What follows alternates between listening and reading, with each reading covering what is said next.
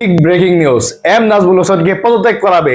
খোয়াব জানিয়েছে যে কাল যদি এম নাজমুল হোসেন যদি পদত্যাগ না করে তাহলে আপনার সব লিগ বর্জন করবে, সম্ভবত বিপিএল ও বর্জন করবে, তারা বিপিএল খেলবে না। একদম ঠিক আছে, এই গন্ডারটাকে পদত্যাগ করানোর দরকার। পাগল একটা উন্মাদ মেন্টাল রোগী, এই মেন্টাল রোগীকে যদি পদত্যাগ না করানো হয় আমাদের ক্রিকেটের জন্য একটা থ্রেট হয়ে আসবে। আর এই রোগীরা ভালো করেই জানে যে বিএনপি বা যে কোনো দল ক্ষমতায় আসার পর তারা ক্রিকেট বোর্ডে টিকতে পারবে না। এই কারণে এখন যা মনে চায় তাই তারা করে যাচ্ছে।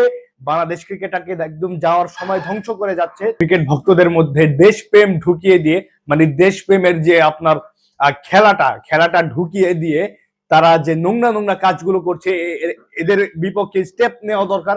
এদের এই কাজগুলো বন্ধ করা দরকার, না হলে আমরা ক্রিকেটটাকে বাঁচাতে পারবো না। ক্রিকেটটা প্রায় ধ্বংসের পথে চলে যাবে।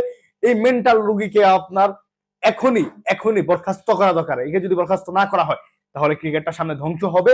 আমিনুল ইসলাম বুলবুল ভাইয়ের কাছে আমার একটাই আবদার, এই মেন্টাল রোগীটাকে যেন ক্রিকেট বোর্ড থেকে ঘাড় ধাক্কা দিয়ে বের করে দেওয়া হয়। এর কত বড় সাহস এই ক্রিকেটারদের টাকা নিয়ে মন্তব্য করে। আপনারা কি মনে করেন কমেন্ট বক্সে জানিয়ে দিতে পারেন। ভালো থাকবেন, সুস্থ থাকবেন, ধন্যবাদ সবাইকে।